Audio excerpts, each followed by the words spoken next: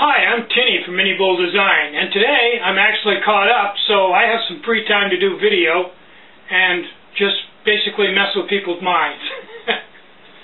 Today I'm going to talk about logic. That's something that I've been very fond of all my life, is logic. That's how I've solved many of my problems, is through logic. Now I'm going to give you an example. Okay, here's a stainless steel bottle of water. Now, made by Clean Canteen, reputable company. I suppose don't know a lot about them, but pretty popular, so I assume they're reputable. Here's the key word, is assume. Don't know anything about them. They make a good product, so I assume they're a reputable company. But I haven't ever actually looked into it to find out if they are. I'm using this as an assumption. Seems logical. Might be made in some sweatshop in China. I don't know. Sweatshop in China. I don't know. And really, I don't care, but that's neither here nor there. Okay, so let's say, let's go out on a limb here. Let me just make a statement. I'm going to tell you that this water I just poured out is poison. Now, you can say, well, Tinny's a pretty straight up guy. If he says something's poison, then it's poison. That's one way to go, but it's not always the best way to go. I think the next logical step would be to say, well, he says it's poison, but he doesn't give any background. I mean, like, why is it poison? What's in it? Did he put something in it?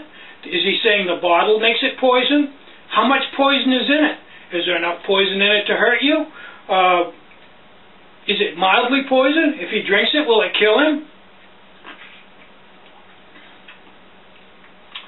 Well, I can tell you, it didn't kill me, so there's not a lot of poison in it.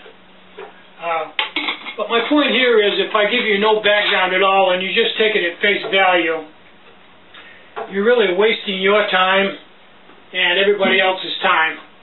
You could go and say, Tinny made a video and said he had a bottle of water that was poison, but he didn't give any background on it. So,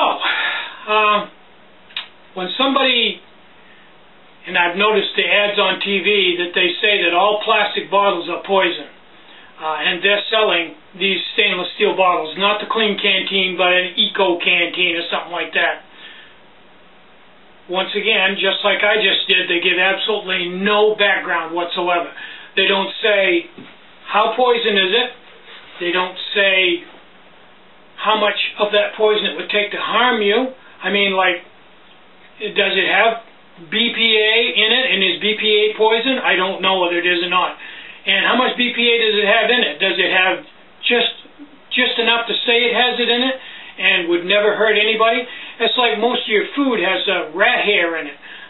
The agricultural department has decided that you can have a certain percentage of rat hair per million that's okay.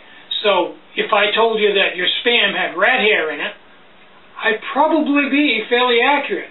The fact that it probably has one rat hair in a million cans of it, I'll just leave that part out. And now Spam sounds really dirty and nasty, but it's not. It's a really good product. So as long as you leave out the details, you can twist information any way you want to. And I personally feel that the BPA thing is like the Spam with rat hair. Yes, I'm sure all plastic bottles have BPA in them. As far as how much, from what I've read, and I've done quite a study on it, the amount of BPA in 1 gallon of water after being boiled in a plastic container, or a container with a plastic liner, is so low that it's not even parts per million, not even parts per billion.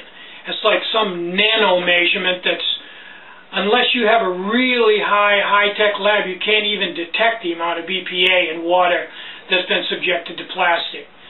It's so low that, as near as I can tell from what I've read, doing a fairly thorough study of it, of what information is available, and there's not a lot, you would have to drink 10,000 gallons of water boiled in a plastic-lined container in less than a week in order to get enough to have any health effect on you whatsoever.